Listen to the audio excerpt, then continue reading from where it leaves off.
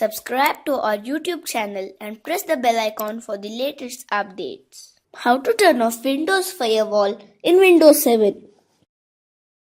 Click on the Start button and go to Control Panel. Type Firewall in the search box.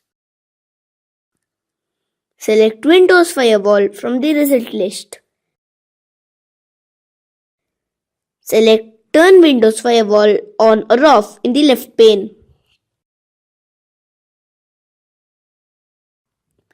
Click Turn off Windows Firewall in the network locations you wish to protect.